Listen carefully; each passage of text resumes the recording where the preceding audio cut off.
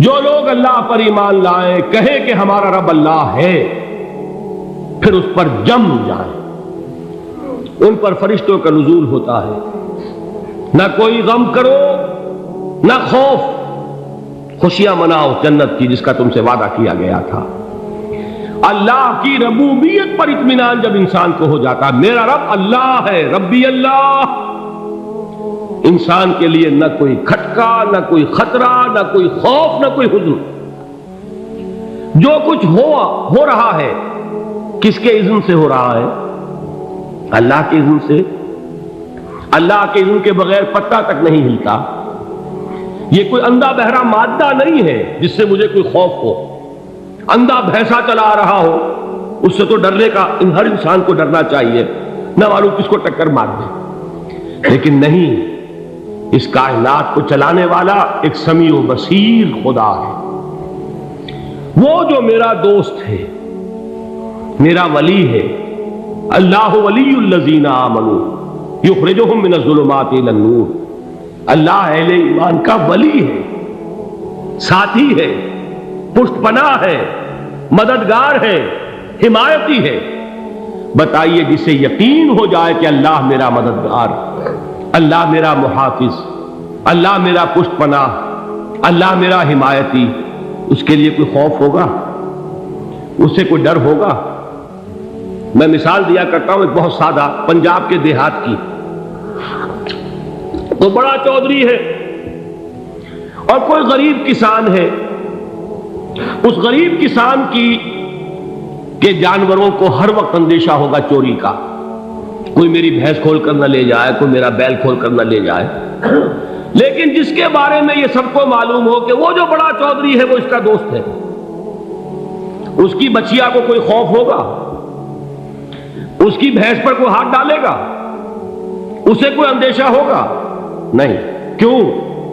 کہ وہ بڑا چودھری، بڑا اس کا یہاں کا سردار، جاگیردار، سب کو معلوم ہے وہ میرا دوست ہے، کوئی میرے خلاف اقدام نہیں کر سکتا۔ اس دنیا میں یہ چھوٹی سی بات اگر آپ کے دلی اطمینان اور سکون کا باعث بن سکتی ہے تو ذرا تصور کیجئے۔ میں لفظ تصور استعمال کروں گا صرف اس لیے کہ اس کا ہم جس کو کہتے ہیں ادراک اور شعور کر نہیں سکتے، اگر کے ساتھ کر سکتے۔ اگر یقین ہو کہ اللہ میرا مددگار اور یقین ہو کہ اللہ ہر آن میرے ساتھ ہے، پھر کوئی خوف؟ کس کا خوف؟ کوئی شے اللہ سے بالاتر ہے؟ کوئی قوت اس سے زیادہ طاقتور ہے؟ کوئی اس کے ارادے کو بدلنے والا ہے؟ کوئی اس کی مشیت کے آڑے آنے والا ہے؟ یہی بات ہے جو حضور نے فرمائی۔ یہ ایمان کا حاصل ہے لب لباب،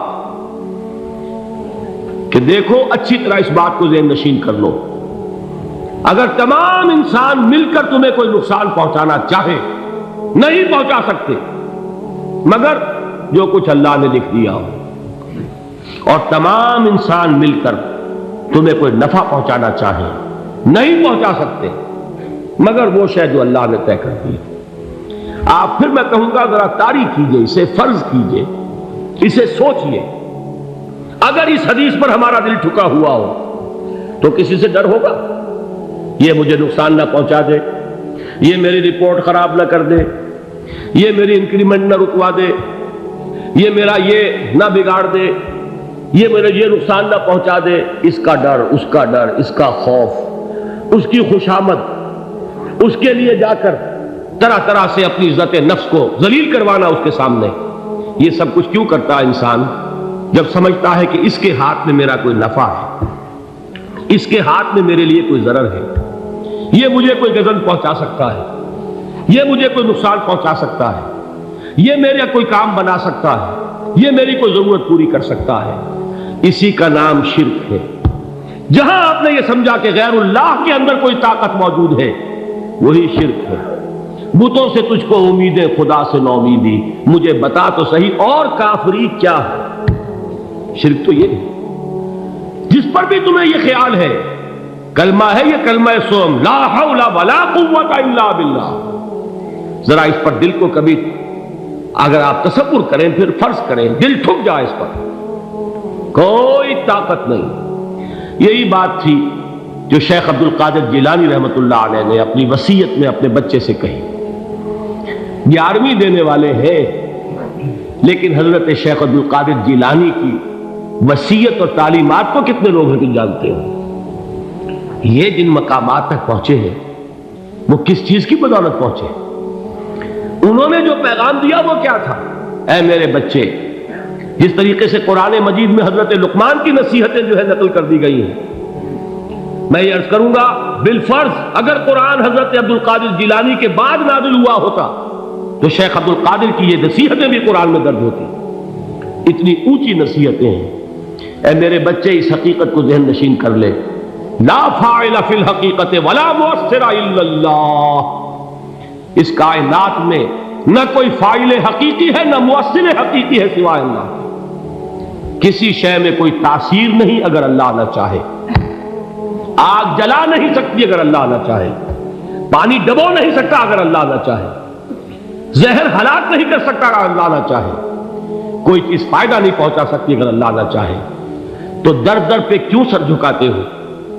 در در پر کیوں جبیں سائی کرتے ہو؟ سب کے سامنے کیوں ہاتھ پھیلاتے ہو؟ ایک اللہ سے مانگو. ایک اللہ کے سامنے زمین پر اپنی جبین رکھو. لا فاعل فی الحقیقت ولا مؤثر الا اللہ. نظر آتا ہے ہمیں کہ پانی پیاس بجھا دیتا ہے. پیاس بجھانے کی صلاحیت پانی میں نہیں ہے، اللہ کے اذن سے. کھانا بھوک مٹا دیتا ہے. بھوک مٹانے کی صلاحیت کھانے میں نہیں ہے، اذن رب میں. دیکھیے یہی یقین تھا. حضرت موسیٰ علیہ السلام کا واقعہ یاد کیجئے. سامنے سمندر آ گیا ہے. قوم دیکھتی ہے پیچھے کہ گرد و غبار کا طوفان. معلوم ہوا کہ فرعون اپنے لشکر سمیت آ گیا. لشکر جب چلتا تھا تیز رفتاری کے ساتھ تو گرد و غبار کا جو طوفان اٹھتا تھا اس کا تصور کیجیے. اور لمحہ بلمحہ وہ قریب آ رہا ہے. پوری قوم نے کیا کہا؟ اے موسیٰ انا لمدرکون. اے موسیٰ ہم کو پکڑے گئے. قرآن مجید نے تو یہاں وہ باتیں نہیں لکھی ہیں، لیکن تورات میں یہ درج ہے کہ بنی اسرائیل جھگڑنے لگے، دست و گریبان ہو گئے موسیٰ کے ساتھ. موسیٰ ہمیں یہاں مروایا لا کر، اس سے تو ہم ہی بہتر تھے. وہاں کھانے کو ملتا تھا، زندگی تو تھی، بیگار ہم کر رہے تھے، موت تو نہیں تھی. اب جو کچھ ہوگا اس کا تصور کرو، جس طریقے سے ہمارے ٹکڑے اڑائے جائیں گے. تو لڑ رہے ہیں حضرت موسیٰ علیہ السلام سے. یہ تورات کی تفصیل ہے. قرآن میں صرف اتنا آیا ہے، پریشان ہو کر انہوں نے کہا انا لمدرکون. موسیٰ ہم کو پکڑے گئے. اس وقت موسیٰ کا جواب کیا ہے؟ کلا ان معی ربی سیہدین. نہیں، میرے ساتھ میرا رب ہے، وہ راستہ دے گا. بتائیے کہاں راستہ نظر آ رہا ہے؟ یہ ہے ایمان بالغیب.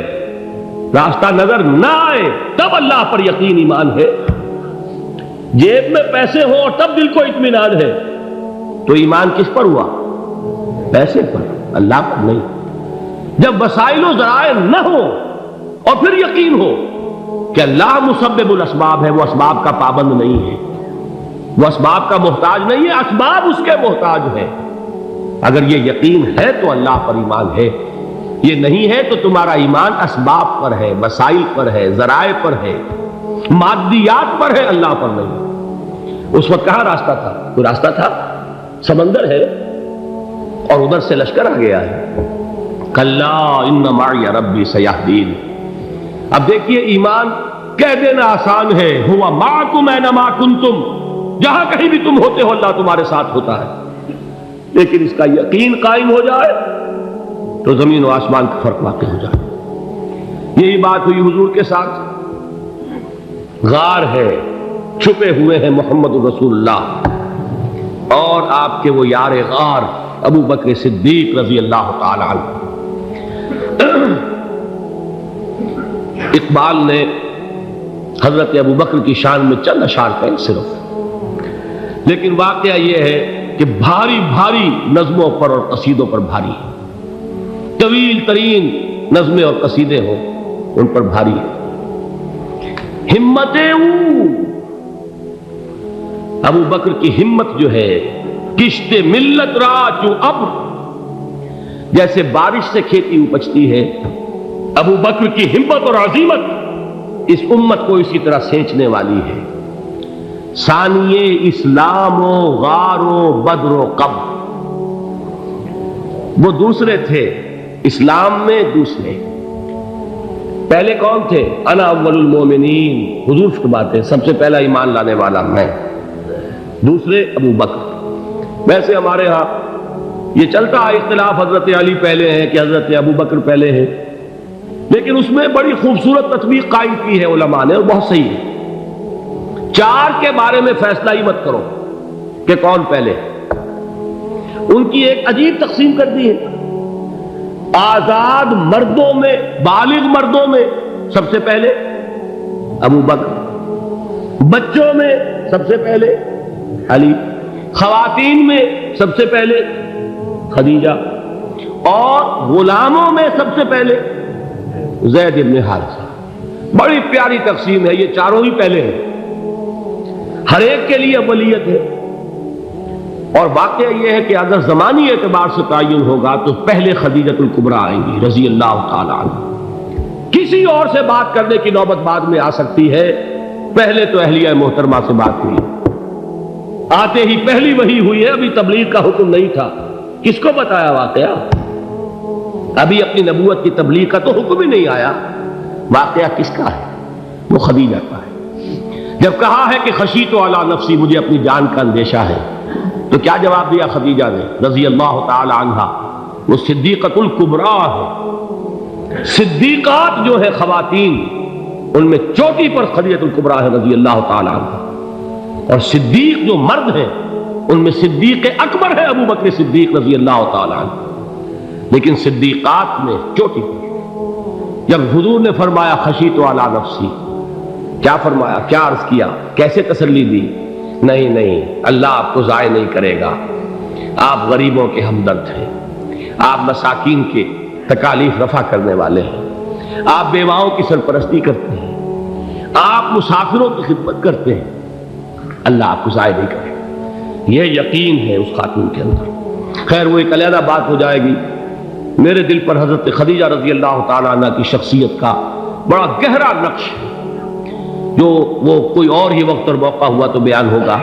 بہرحال اقبال نے ایک مصرے میں جو چار اولیتیں جمع کر دی ہیں، ہمت او کشت امت را چو ابر، ثانی اسلام و غار و بدر و قبر۔ اسلام میں حضور کے بعد پہلے کون؟ ابو بکر۔ غار میں حضور کے ساتھ کون؟ ابو بکر۔ بدر کی رات اللہ کا رسول سربسجود وہ جھاڑ، وہ گھاس پھوس کی جو جھوپڑی بنائی گئی تھی، اور وہاں تلوار ننگی لے کر پہرا دینے والا کون؟ ابو بکر۔ اور اس حجرہ عائشہ میں محمد کے بعد سب سے پہلے دفن ہونے والا کون؟ ابو بکر رضی اللہ تعالی عنہ صلی اللہ علیہ وسلم۔ وہ جو معاملہ میں سنا رہا تھا غار ثور کا، حضرت ابو بکر بھی حضور کے خیال سے لرز گئے ہیں۔ آپ کو یاد ہوگا کہ جا کر پہلے تمام جتنے سوراخ تھے انہیں بند کیا، ایک سوراخ رہ گیا تھا جس کو بند کرنے کے لیے کوئی کپڑا نہیں تھا، وہاں اپنی ایڑی رکھی ہے، تب کہا ہے حضور سے تشریف لائیے، اور اپنے زانو پر حضور کو لٹایا ہے، اور وہاں کسی موذی جانور نے کاٹا ہے، حضور کی آنکھ لگ گئی تھی، اس وقت اس بل کے اندر جو بھی بچھو ہے کیا ہے واللہ عالم، اس نے کاٹا ہے، اس کی تکلیف کی وجہ سے ابو بکر کی آنکھوں سے آنسو ٹپک گئے، حضور کے چہرے مبارک پر پڑے ہیں، تو حضور جاگے ہیں، معاملہ کیا ہے؟ ایڑی نہیں ہٹائی وہاں سے، مبادا وہ جانور وہاں سے نکل کر محمد الرسول اللہ کو کوئی گزن پہنچا دے، ابو بکر کی ایڑی ہے، جس طرح چاہے کھا لے، ختم کر دے، جان نکل جائے تب کوئی آنچ آئے، محمد پر تو آئے، لیکن جیتے جی نہیں۔ وہ ہے ابو بکر حضور کے خیال سے۔ اس وقت حضور نے پھر اپنا لعاب دہن لگایا ہے، اور اس سے پھر آپ کی تکلیف ختم ہوئی۔ جیسے خیبر میں حضرت علی کی آنکھ دکھ رہی تھی، اس کو جو شفا حاصل ہوئی ہے وہ بھی حضور کے لعاب دہن سے ہوئی۔ تو بہرحال اس وقت انہوں نے کہا ہے کہ اے نبی یا رسول اللہ، اگر اس وقت ان میں سے کسی نے غیر ارادی طور پر بھی اپنے قدموں کی طرف جھانک لیا تو پکڑے جائیں گے۔ کیا جواب تھا اللہ کے رسول کا؟ لا تحزن ان اللہ معنا، اللہ ہمارے ساتھ ہے، کیوں گھبراتے ہو ابو بکر؟ یہ ہے ایمان باللہ، میرا مالک اللہ، میرا رازق اللہ، میرا محافظ اللہ، میرا مددگار اللہ، میرا پشت پناہ اللہ، میرا دوست اللہ۔ یہ دوستی ہے اللہ کی جو لب لباب ہے، حاصل ہے ایمان کا، اسی کا نام ولایت ہے۔ اولیاء اللہ کے سروں پر سینگ نہیں ہوتے، جس کے دل میں ایمان راسخ ہو چکا ہو وہی اللہ کا ولی ہے، جسے اللہ پر یقین ہو چکا ہے وہی اللہ کا ولی ہے، جسے یقین ہے اللہ میرے ساتھ ہے، میرا مددگار، میرا پشت پناہ، میرا ساتھی، میرا دوست، میرا محبوب، میرا محب۔ اللہ اہل ایمان سے محبت کرتا ہے۔ واللہ یحب الصادقین، ان اللہ یحب الذین یقاتلون فی سبیلہ صفا کانہم بنیان مرصوص۔ اللہ محبت کرنے والا، اہل ایمان محبوب، اور اہل ایمان محبت کرنے والے اللہ محبوب۔ والذین آمنوا اشد حبا للہ۔ آپ تصور کیجئے جسے یہ رشتہ ایمان یا رشتہ ولایت حاصل ہو جائے، الا ان اولیاء اللہ لا خوف علیہم ولا هم یحزنون، آگاہ ہو جاؤ، اللہ کے دوستوں کے لیے نہ کوئی خوف ہے نہ کوئی حزن ہے۔